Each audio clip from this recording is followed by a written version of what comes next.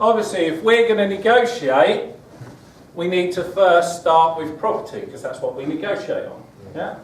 So one of the key things to negotiation is not caring whether you buy it or not. Okay? So the first thing that we have to do is we have to look at more than one property. At a time. So how many properties are we supposed to look at?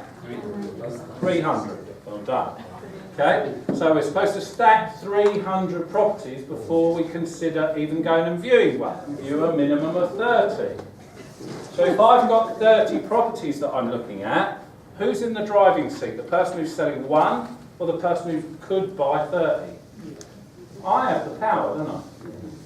Also, the one I believe was a really good deal might be superseded by number 4, number 8, number 15, number 22, mightn't it? Go to an auction on the right day. So I was at an auction yesterday and I got so VIP for 4 people to Henley Regatta for the whole day in a marquee, free drink, free food, free everything for 400 quid. Okay, that's a £1,500 event. All the others went, but the very last thing on the day, obviously everybody had done their money, and I just went for that just by being in the right place at the right time, which you could do with a house, couldn't you? Let's say you went to 12 auctions this year and 11 of them you didn't manage to buy anything, then you bought that one on the last one. Was it worth going 12 times? Yeah. It's a form of negotiation, isn't it? You didn't really talk to anybody, but you've done what other people aren't willing to do.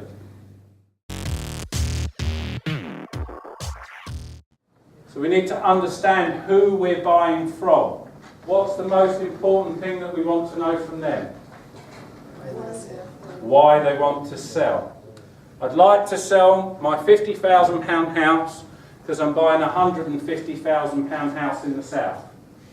Am I likely to drop my price? Because I need as much money for my £50,000 house to buy my £150,000 house as possible. That makes sense? So best to walk away from those ones. Am I going to tell you the truth when we first meet? No. Am I ever going to tell you the truth? So how are you going to find out the truth? So what we're trying to do is we're trying to find out the reason for them selling. If their reason is because there's something wrong with the area, what should we do? Walk away.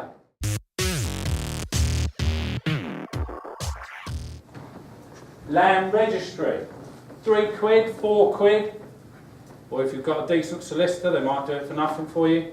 They'll do a search for you on all the charges that are fixed against the property. So they have the first charge, which is the mortgage debt. So they bought the property 10 years ago, they got a mortgage from Barclays and they took a first charge on it of 50 grand.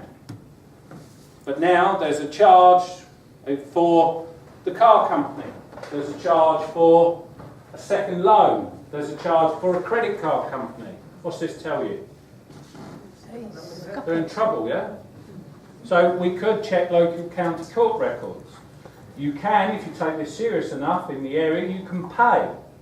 And every time there is a county court judgment made, you will get notification from the local court. It will say 22 Acacia Avenue, CCJ. If you see 22 Acacia Avenue come on the market, or you could even write to 22. Okay? Who here has been in financial difficulty and was desperate for help? We talk about the weekend workshop. What do you do for a living? I help people who are in financial difficulty. How do you do that? It's an open conversation now. Yeah? It's not about you. It's about the other person. What can I do for the other person? Nobody cares what I can do for myself. They are not going to negotiate with me because I'm going to make bundles of money. That's not the way it works. So I have to understand what's in it for them. What I'm trying to do is I'm trying to find my way, without even having to learn how to negotiate, of having someone come to me and say to me, I have to sell. So then what do I want to know? How much they have to pay. Yeah? So what they want from me. So the house is worth £100,000. They've got a £150,000 mortgage. Can I help them? I could. Do I want to? Depends on the lender. Is it worth me having a chat with the lender? If you are good at this, you can make an absolute fortune without ever negotiating with the seller. You negotiate with the organisation. And the negotiation with the organisation you can do in writing. So you don't even have to meet the person face to face if you find that difficult. There's very few companies out there that genuinely want to take stuff away from people. If they can find a solution that works for the company as well as the person, they will normally go for it. Banks, building societies, loan companies, catalogue companies, lots of them will actually write the stuff off, but they just want to be communicated with. First of all, you have to get an authority to speak agreement signed by the current seller, and then you send that across to the lender and you explain you're speaking on their behalf. You explain to them that the house is worth £100,000, here's proof. Their mortgage is £150,000, here's proof. Here's proof of their car debt, their catalogue debt, etc., etc., etc. And what we're offering you at the moment is 10p in the pound. Would you like to take it? Am I likely to get that? No. But do you see where I'm going? Because the mortgage lender is going to get how much if they repossess? Nothing. Well, they get 100 maybe, but it'll be a fire sale, so they'll probably get 75 in an auction. It will have cost them an absolute fortune to have gone through the whole process. They look terrible anyway. So would it not be simpler that they just wrote off 40, 50% of the debt? The thing that you always want is full and final settlement. So don't do it without full and final settlement. Otherwise, they will sell the property to you and chase the seller for the balance. It's got to be win-win. You've got to be helping that person out of their predicament so you benefit. The next thing is, so we now understand that they need £75,000 to pay their mortgage off, but how long have they been given? So most people who come to me are in financial difficulty. They say, I was in court on Monday, bailiff's coming on Thursday. That's when it becomes really difficult.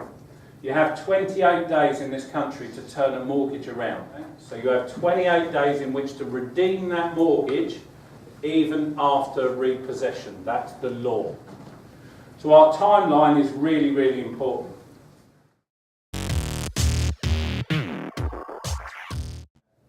Most lenders are reasonable, providing they believe your story.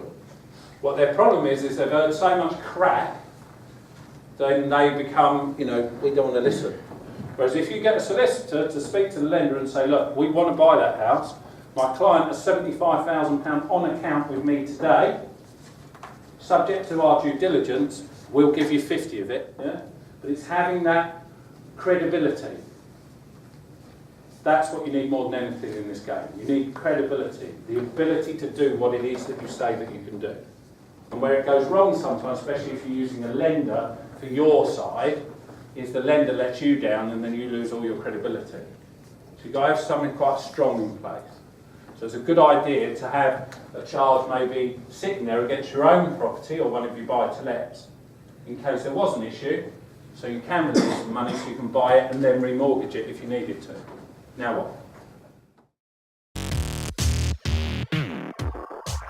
I think we want some form of agreement with them so they don't take your knowledge and use it somewhere else. You've done all this hard work and then they speak to their Aunt Flora and Auntie Flora says, I've got a few quid, I'll do that for you. Then all that hard work that you've done, you've lost. So you want an agreement with them. Option to purchase agreement. Okay. There has to be a financial transaction for it to be legal, but it can be as little as £1. So Robert is in desperate dire straits. I'm going to help him, but I don't want to help him and then him sell it on to somebody else. So he signs an agreement with me which I give him £1 for. He takes independent legal advice, I take independent legal advice. we now have a commercial contract. It's beneficial to Robert and beneficial to me. That's the law. Realistically, we should have had our finance there or thereabouts. We don't really want to be in a position now where we've got to go chasing around trying to find out how we're going to get 75 grand. We really want that in the first place. But knowledge is power. And negotiating with corporates is simple. Because do you care what they get? If they'll take 10p in the pound, happy days. You might settle at 40 or 50 or 60 or 70, but that's your negotiation without, in your view, hurting the current seller.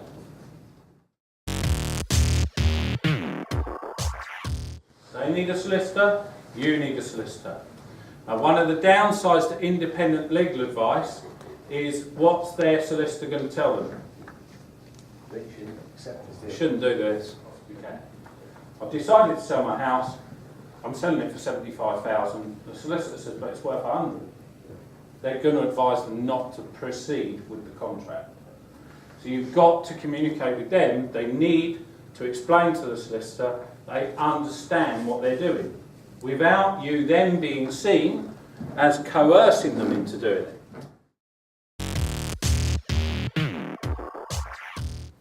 And there's not one of these deals out there. There are hundreds. Hundreds and hundreds and hundreds. 22,000 repossessions in 2015 last year. And that's with the conservative banking system. So that's banks at the moment not wanting to repossess. They don't want to create a tidal wave. So there are lots of people out there who should have been repossessed that haven't been. The average is somewhere around 34,000 a year, repossessed properties in the UK. Repossessions. People in financial difficulty. How do they find me? Word of mouth. Someone I know knows someone they know, or knows them, and knows to contact me to say this person needs help. It's the networking. It's the ability to find the people. If you don't do any of the networking, you're never going to find anyone in that situation because nobody's ever going to contact you. I used to work with a guy, Michael, and I've told a lot of you this, and his job every day, he would park his car at the end of a street, he would go and bang on doors and say, excuse me, are you thinking of selling your house? No. Next door, excuse me, are you thinking of selling your house? No. Next one, excuse me, you think of selling your house? I'm not, but my brother is desperate to sell his house. Bingo. He's a multi-millionaire, Michael is. Seriously rich. All from doing that. Be willing or able to deal with distress. It's not nice. Some people, it's their family home. They've worked their socks off for 20 years to buy it. They're upset about it. They're distressed. You have to be professional. You do as much as you possibly can to help them out of their circumstance. You're working in a very volatile, emotional market. So make sure you paperwork the whole thing. Yeah? So your solicitor keeps all the records, you keep all your records, you keep all your conversations between them, you have witnesses. It's worth it at the beginning saying, is there a family member that could join in with the conversation? See that you're actually helping them. So Robert's been in financial difficulty, I've helped him out, we've paid off the catalogue debt, we've sorted out the car loan, we've paid the mortgage back, we're due to complete on the 30th of June. Where's he going? If you don't help him, is it likely to come back and bite you? Yeah. So would you help them with their first month's rent and their deposit? Yeah. So they had somewhere to move into. You're not now their dad or their mum, but out of the deal, do you not think it's fair that you've made a few quid in equity and you've just given them that step to start afresh, but more importantly, to get them out of your hair? So it's about finding properties out there that you haven't really got to negotiate on. All you've got to do is help the person who's in difficulty, who perhaps in the first place should never have even been allowed to buy a house. That I meet so often. If you're good at this, it's a fabulous way to negotiate without doing what you believe in your head is real negotiation. And if you get a process in place every time you meet someone like this, it's like McDonald's. But the key is getting your name out there as someone who can do what it is that you say you can do. No different than your current business. Whatever it is that you currently do in life, people come to you because they know you can do it. You just need to add the next one on, which is helping people who are in financial difficulty.